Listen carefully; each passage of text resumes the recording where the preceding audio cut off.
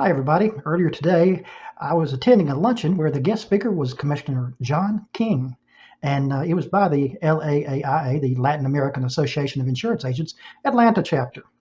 At the very last minute, I realized that there were going to be a lot of people across the state that weren't going to be able to attend, so I recorded this for you. It's a little shaky. I didn't have my tripod with me, but I hope you enjoy it. It's got great information and great advice. Thank you. I got to do my bona fides, up front, so the people don't start booing me. All right, let me see.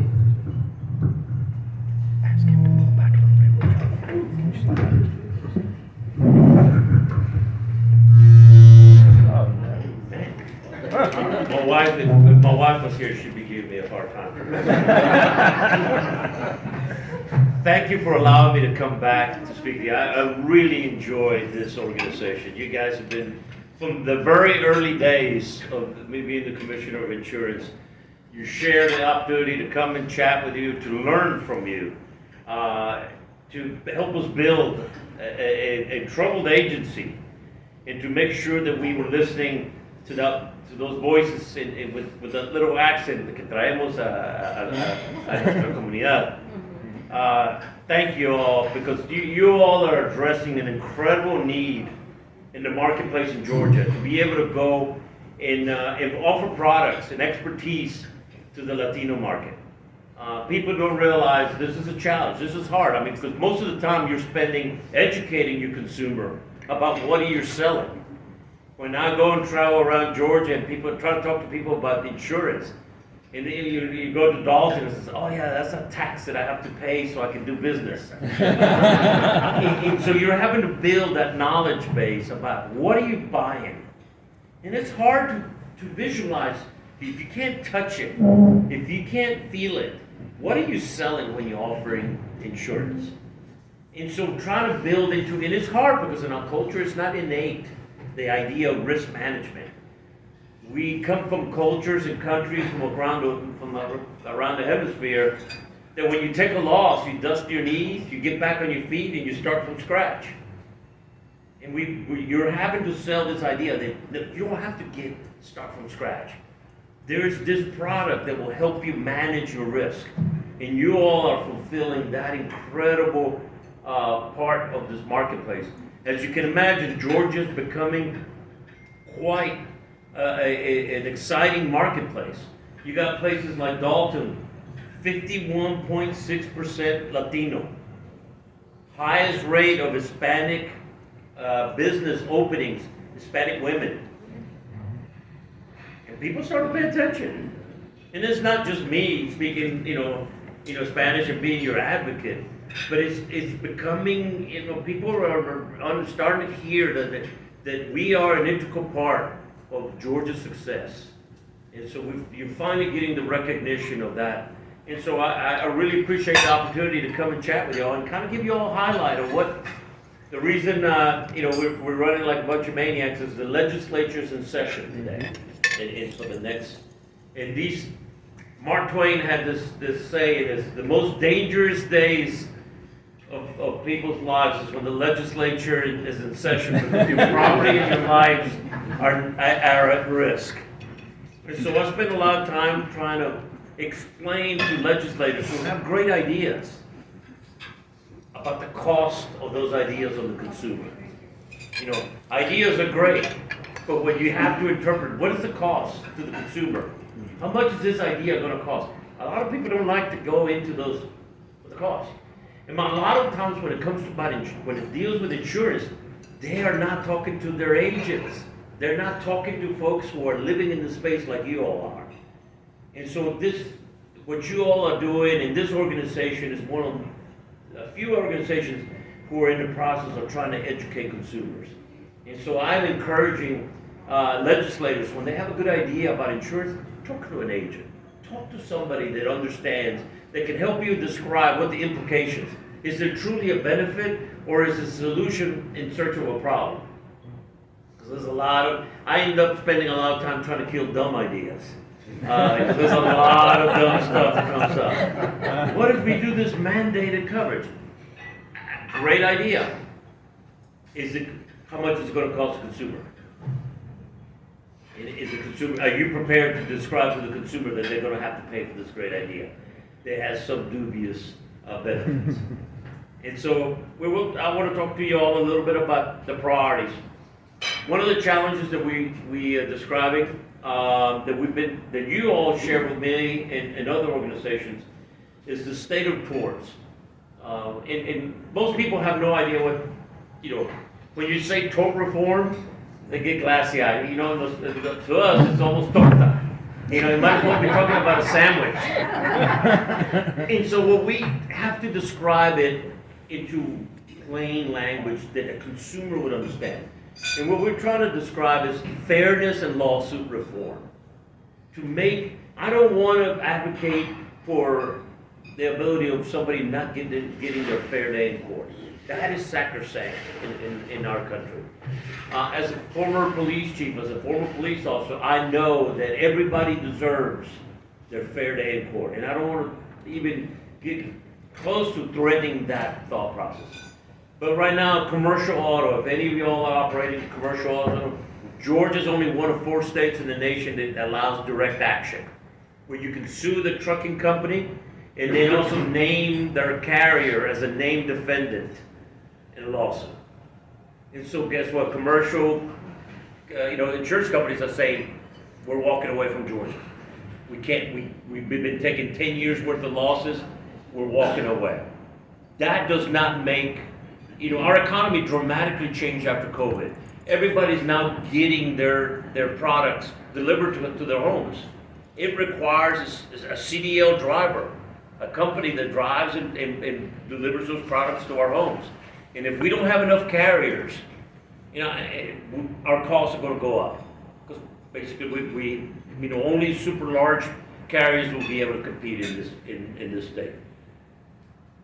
This came to me at a very early period in my administration when we were traveling around and a young veteran who wanted to start a trucking company. He wanted to start with 2 trucks. He described to me that he couldn't do it. First of all, he had to lease the tractor and then try to get coverage is between $15,000 to $17,000 a year for 1 truck. If you're a veteran-owned or minority-owned, trying to start a trucking company, that's impossible. And so that clearly described to me an unfair situation that we were crushing small businesses. And we need to figure out, how do we solve this? And so as we did our analysis, we looked at direct action and removing direct action. Only 4 states in the nation have this. Louisiana, another gem of a marketplace. And I love the Insurance Commissioner of Louisiana, but they have an absolute mess. I think Wisconsin and Kansas are the other ones. And they don't have a whole lot of insurance activity. And so we are moving to try to remove that. But this is a hard fight, guys. Because the Bar Association, the trial bar, they spend a lot of money contributing to candidates. And this is a lot. And the problem is that most legislators don't understand what the benefit is. Because the bar has created this appearance that insurance is this big stranger with deep pockets. And they don't understand we are the deep pockets. The consumer is the deep pocket. When a company takes a massive loss, they pass on those costs to the consumer. And so that's what we're fighting. And basically, I'm asking for you all's assistance in calling the legislators, talking to your clients about making those calls to help describe the cost of having less carriers operating in our state, offering that line of insurance. The other major piece of reform that we're advocating at the legislature right now is a data analysis. And basically, we're going to be asking for a little bit more data. We're trying to understand, we're trying to be very sympathetic and understanding that when an insurance commissioner asks for data, somebody has to produce that data. That costs money too. And so we're trying to be sensitive about how we ask it, when we ask it, and then making sure we only ask for data that we're going to actually use to describe the Georgia marketplace. We're spending a lot of, right now, I know you're hearing from your clients, And I get it all the time. You're the insurance commissioner. Most of the people have no idea what the hell the insurance commissioner does. all they want to know is why is my auto insurance rate so damn high? I know, and I'm speaking to the choir. I know you get it. Why is my? Well, let me give you a couple of stats of why auto insurance rates are so high. Auto theft. 26,000 reported cars stolen in Georgia just as last year. The replacement cost, auto accidents, through the roof. People don't realize when the car gets damaged, it's not just the bumper, it's the sensors, the computer, all that, and of course, the idea that we don't have computer chips. So that makes rental cars, people are having to hold on to rental cars longer because the car can't be repaired quickly enough. All those costs get passed on. And of course, litigation. When lawyers will drop a lawsuit in a heartbeat just for a minor, fender bender. Right now, the average bumper is, I think, $2,600. That's for just straight and pay. Let's see. Right now, we're, talking about bumpers, cameras, sensors, computer chips. All our, in inflation are costing an incredible increase in our insurance rates. How many folks are in the health insurance lines? Awesome. We talked a little bit about Georgia Access last time I was here. And so we are now in our first year of implementation. We're having to partner with the federal government because they did not want us. We were moving too fast for CMS. And they got a little weak-kneed about the level of progress we were making. Why? Georgia's going to be pulling out of the Affordable Care Act, or the ACA, and doing our own marketplace in Georgia, where not only will we have, subsidized health plans, but also private insurance companies will be competing in that marketplace. Right now because we're going to your communities, we have a message for Dalton, a different than message for Gainesville, different than for Atlanta, Lawrenceville. We don't have a different message for Chamonix because we don't like Chamonix. Just kidding. But we're going to Savannah. We have actual folks going to the places where people are meeting, and we're talking about healthcare choices. In one location, georgiaaccess.gov is where we're doing it. Right now, we're outperforming the federal government 3-1 on our, advocacy and also plan selection. And I'll tell you, folks, the key to that decision of why we are performing is because we have agents involved. Agents are helping educate that consumer about what kind of health coverage they're getting. The fees generated from that program will stay in Georgia. It will help subsidize the high-risk pool. That's why we have companies going into parts. We had counties before that only one carrier competing. Now we have no county in Georgia has less than 2 carriers competing for business in those. And the majority of them are 3 and above counties. But we're 1.3 million Georgians have selected health plans in our exchange this year. And next year we will have complete control. We'll be the georgiaaccess.gov will be the location where people go. And for this audience, the thing that you really, and what our responsibility is, consumer eligibility and enrollment. We will run a call center to assist people that have questions or need assistance. Consumer outreach, doing a media campaign on Spanish radio, social media. Wherever people consume information, that's where we're going to be going to touch, Georgians, both in English and Spanish, because we know that people are, different generations, different cultures obtain this information differently, and we're addressing that. We'll be helping them with plan management, and we'll also be helping small businesses go and assist their employees in getting coverage at the individual marketplace. What's important for this audience is that we will be establishing a course for agents to become qualified to operate in. And so we'll be in the Georgia Access Learning Management System, LMS, no later than July of 2024. The course will be available. The course will be between 2 to 3 hours. And so you understand the ethics and the requirements to be able to offer products on this marketplace. Agents must obtain a minimum score of 80% to pass the course. And agents who pass the exam will be provided with a PDF certificate. You will not have to have any additional requirements, so it will be posted on your certification agreement.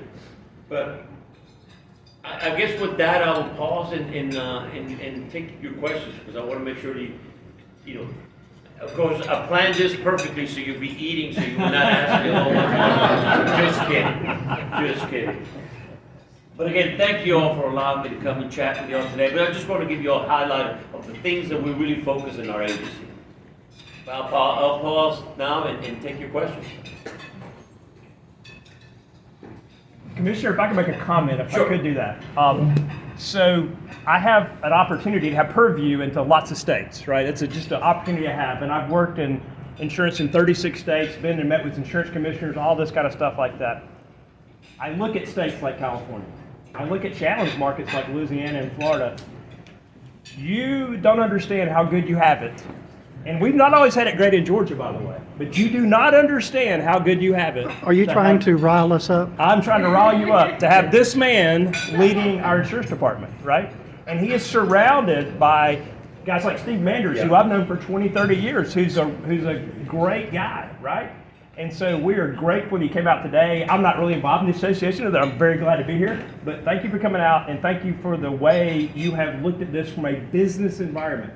It matters to the Georgia economy more than we know, and you're seeing other states. You don't have to look far to see other states that have absolutely done it wrong, okay?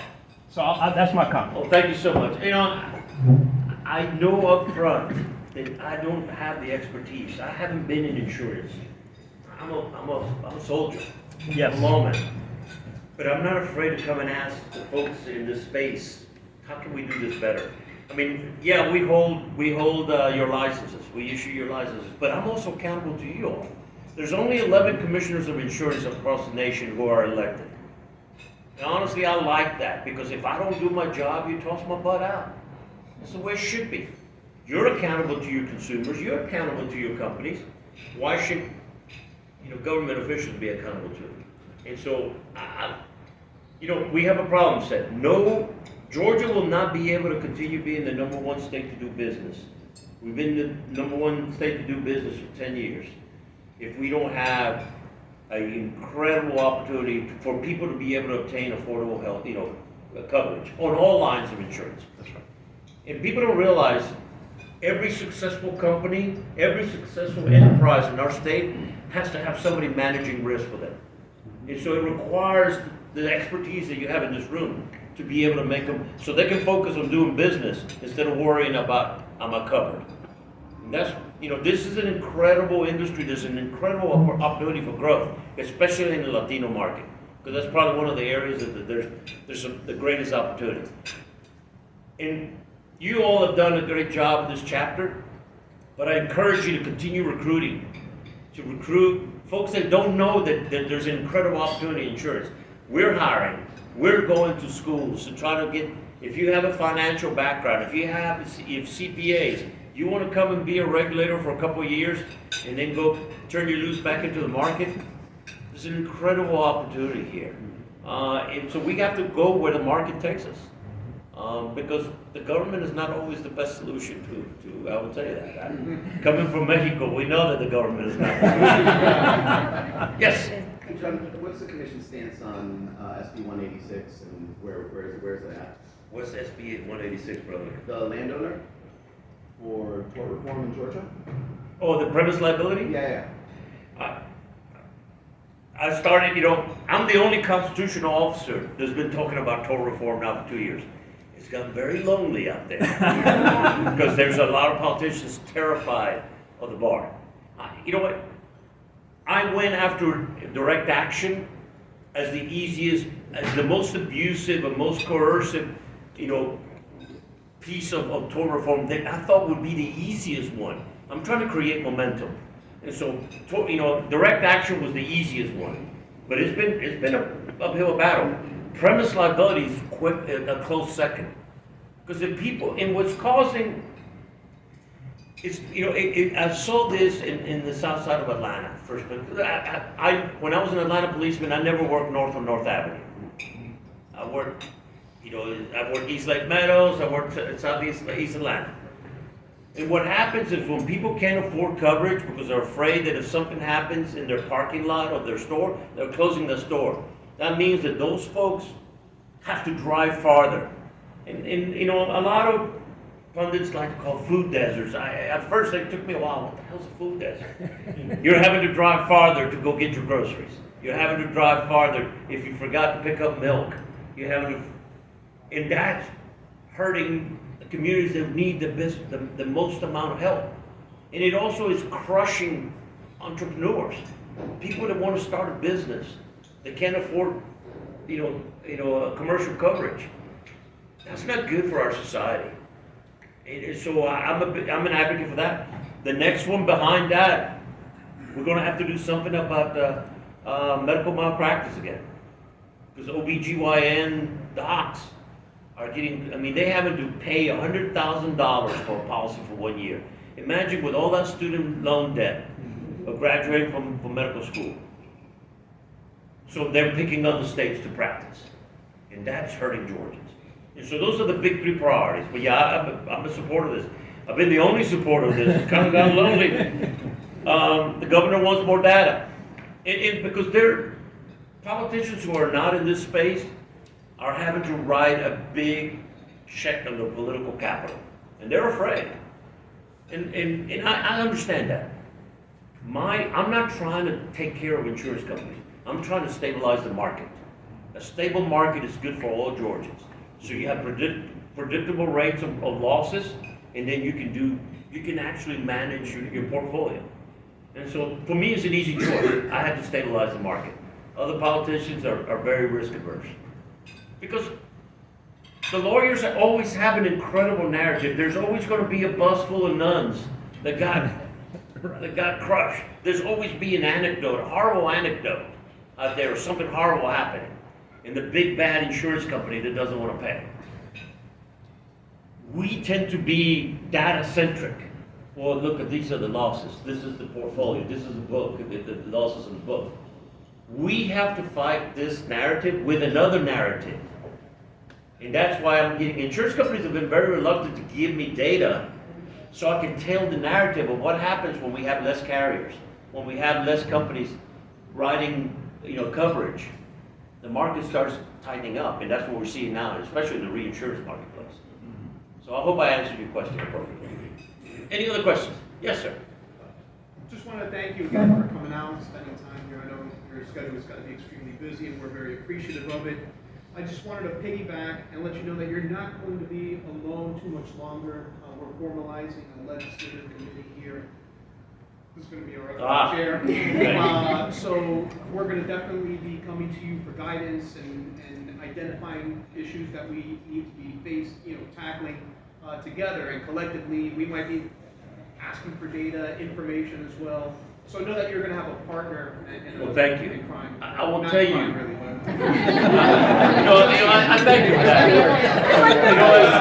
And I'll tell you, your engagement in this space is incredibly important. It's not partisan, because because this is across both parties. The pressure from the opposition, and your opposition is a trial bar. They're trying to squeeze and how do we educate the average consumer of why should they care? If you can help me tell that story, why should the average consumer that doesn't have a lot of experience in insurance matters, why should they care? And what I'm trying to do is get the data from insurance companies so I can describe what that hidden tax is on every product that gets delivered to your home, and why your auto insurance rate is higher in the Metro Atlanta area than it is in other states. It's the hidden tax that gets passed on to the consumer, and that's what we desperately need help with. And how do we describe this to the average consumer, so why should they care? Because when people, and this is what's happening right now. I mean, I know many of y'all come from Florida. They're going to Florida. They're going to move from the Northeast or the West Coast, and they go to Florida and then they get sticker shock because they can't find property coverage.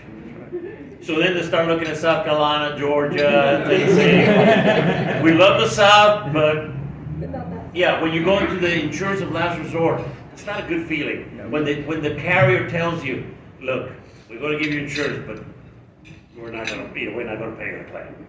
You get it so you can satisfy your mortgage, carrier. And so we don't want the environment to get so bad. So what I really need is help telling the story of what that hidden tax is when the market is tightening up. I hope I answered your question. Yes, sir. I wanted to ask a quick question about, Florida with the supermajority they had, passed tort reform. We're coming up on about a year anniversary of that. I wanted to ask, have you seen any change in Georgia? It seems to be working down there in Florida. What have you seen so far as savvy as these folks moving up? Florida went after this for like 10 years. This did not happen overnight. That's right. I will tell you, the trial bar made a strategic mistake. They got involved in the governor's election, and they bet against the wrong horse. And the horse that won came back with a passion and whacked him in the head. That horse was named DeSantis. When you bet, and that's why I'm telling you, the real help is not, is not so much the partisan fight, is the education fight. I think that's where really you can make a real measure because both parties are operating off of anecdotal evidence instead of real data, and not talking to agents to really assess what the risk is. Unfortunately, a lot of Georgians, both parties, but a lot of Republicans are afraid of overcorrecting because the trial bar has been able to describe, if we do this, you're going to leave a poor victim of an accident out there without being made whole. Because they have the horrible stories that they can recite all day long. In this industry, I talk to insurance companies all the time. They spend so much time fighting over market share. Guy with a red T-shirt, the lizard, and all the the general. My personal favorite. No, just kidding. But they don't spend any time educating the consumer about where that pool, how risk is assessed across communities. And I tell them is, if you just spend a little bit, 1% or less of your budget, focus on educating.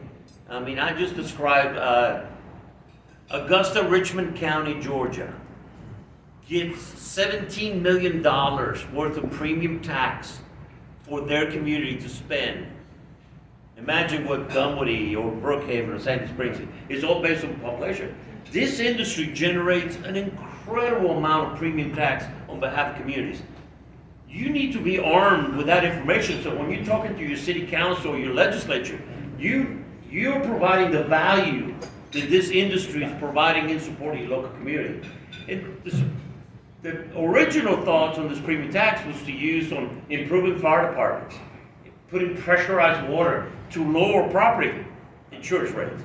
But now they use it for, that's what happens when you give money to the government. They decide to use it on their own. And so, if we have an incredible need for help with education, educating consumers about what they're buying and what you generate every day. And so, Georgia is not ready to do what Florida did because legislators are terrified of being primary, terrified of overcorrecting and leaving that one person that had a horrible accident being left holding the bag. I worry, as a former soldier, I worry about investment companies from foreign countries coming and investing in litigation financing. Where when somebody pays the claim, or when somebody settles in the lawsuit, they're the first ones to get paid. And so the actual victim, the claimant, is the last person to get paid. And the courts don't understand who got what. Yeah, they see the $14 million, but the person that was harmed never gets that. And I think there ought to be some level of transparency. Of course, the trial bar is terrified of that. But I think Georgia's going to take small bites. And I think what I'm trying to create with direct action is the momentum. That if we take the initial step, the next step, it will be hard, but it won't be as hard as the first one. Any other thoughts or questions? Come on, you guys in the back, you guys letting me slide, slide. I have a question, Yeah. Commissioner.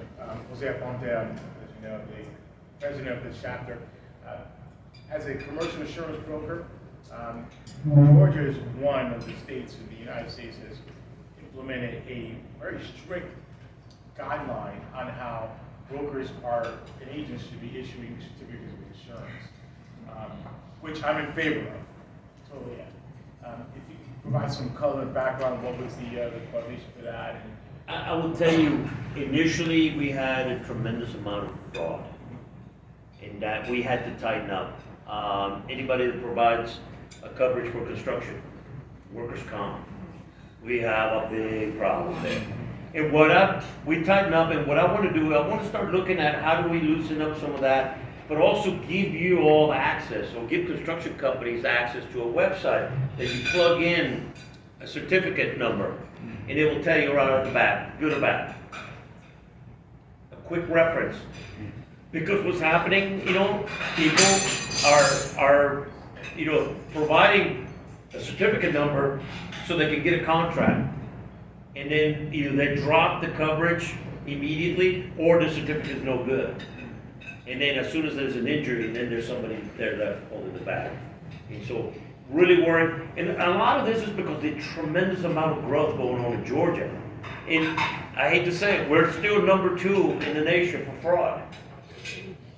Florida's number 1, so I don't want to be number 2, guys. I don't want to be number 10. If your office could provide like a marketing material, some kind of for sure that we can give to our clients to explain that narrative.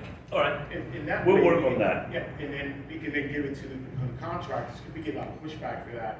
And Oh yeah, because they're trying to find the cheapest coverage. I got it. But you tell them if you know what's sad?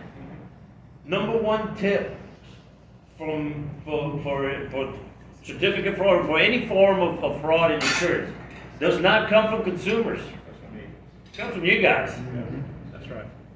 You know who's operating in this place, in this space, the right way about, or who's operating unfairly.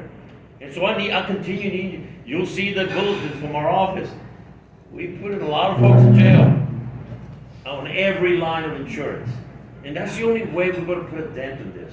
We don't go after somebody that make it, we're looking for folks that are doing multiple fraud. Or ripping off folks, and so I need your help to continue making a dent in this, because I don't want Georgia to be number 2 in fraud. Because the cost for this fraud is between $400 to $700 to every Georgia family that gets passed on an additional cost. And you all are the only ones that know what right looks like. So I need to continue asking you for y'all's help. Well, I thank you for taking the lead, because a lot of our companies going to use that same platform and make sure it's issued for everyone. Yep. No, thank you. Any other thoughts or questions? Yes. Okay, so. Finally, the back table. Okay, so what you're saying is that you're trying to create like another platform that's similar to the guide system, right? To where the carrier will electronically send it to the company that the insurance is in compliance with coverage. I know you have that for workers' comp, so is that related to like CGL and for property and for off? We're trying to remember, when I first took over, we were operating off of paper.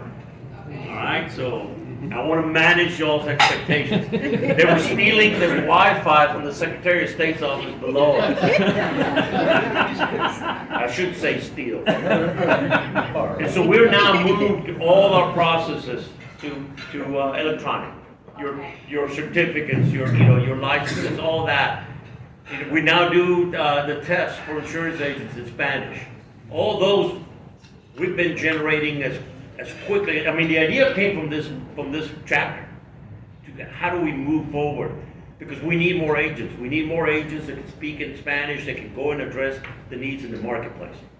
And so we're making tremendous growth, but I tell you, this IT business is another, criminal element out there. They will, any kind of innovation, it costs, it's not cheap. And so we're making tremendous amount, growth, but we want to make sure we're managing to make sure that what that we're doing is helping and that it works. Because I don't want to throw money just so we can say, hey, we were able to spend millions and millions of dollars on something that doesn't work. Right now, my focus on IT is to make sure that Georgia Access works. I cannot afford what happened in the Obama administration when they rolled out the ACA. I can't afford, and we get one shot at doing this next year for plan year 2025. There's one shot. And we will spend about $14 million just making sure that every community in Georgia understands how to access, how agents can plug in and educate the consumers and select the right plan. I get one shot at this. After that's rolled off, it will be muscle memory, but we can't afford to screw it up. So I'm focused completely on that. All right? Yes? Oh, real quick, I didn't have much time for you. All right, so the commissioner has a. Yeah, I got to leave. My crew here is giving me the hook pretty soon. I got the last table asked the questions, so I'm good to go.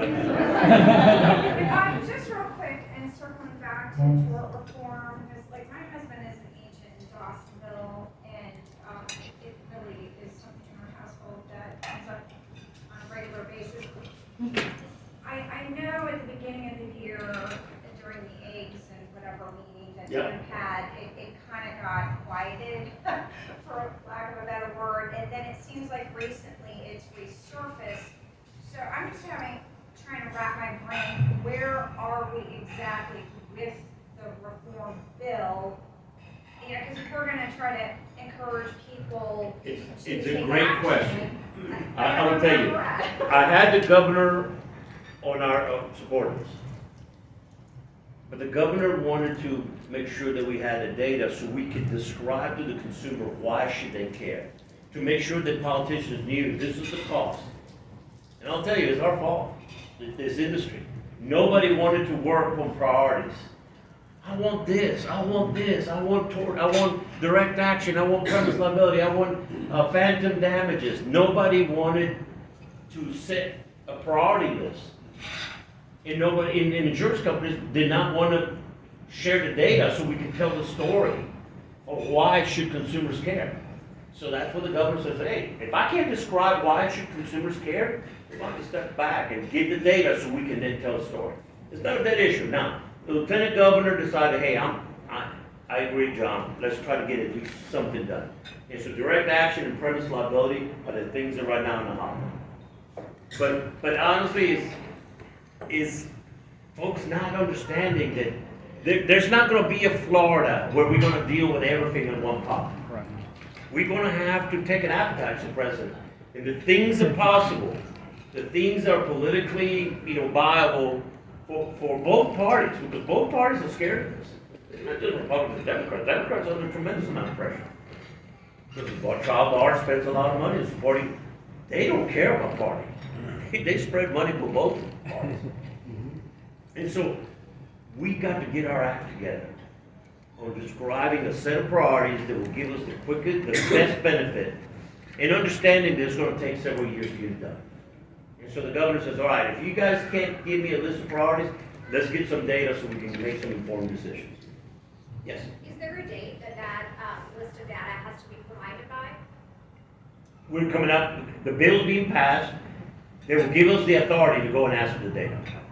So you'll start seeing this, but as soon as legislature's over, if it passes, they will give us the authority and then we'll be asking data calls from insurance carriers. I would not be shocked if the list of priorities is what I've described to you all today. But I need to have the hard number. Because insurance companies want to share their losses, but they don't want to talk about their umbrella coverage losses. It's our fault too, guys, okay? They don't want to, because it's not that they're worried about giving me the data, they don't want their competitors. Because everybody's fighting for market share. And of course, you all get caught in the middle of all this. Because you're trying to take care of your customer. And so, let me leave you all with this. Know that I'm your resource as well. On behalf of your customers, our office, we don't, you call us or, file a complaint. We've been able to recover 57? Yeah, $57 million back to consumers' pockets since I've been in office. And so we're getting pretty good at this. When we call the insurance company, hey, we got this complaint, send us your data. They can't just share part of the data. They got to show us how they reached the decision to provide coverage or deny coverage. And it's got to be based on what their product license that they rolled this product. We've been very good. And I'm asking you all to consider us as part of your advocate to take care of your consumers, to take care of your customers. Because that's what our office is supposed to be. That's why I'm elected, to make sure that I'm accountable to, that I'm working on behalf of all Georgians. So, thank you all so much. I appreciate the opportunity to come to Castle. Looking forward to the next day.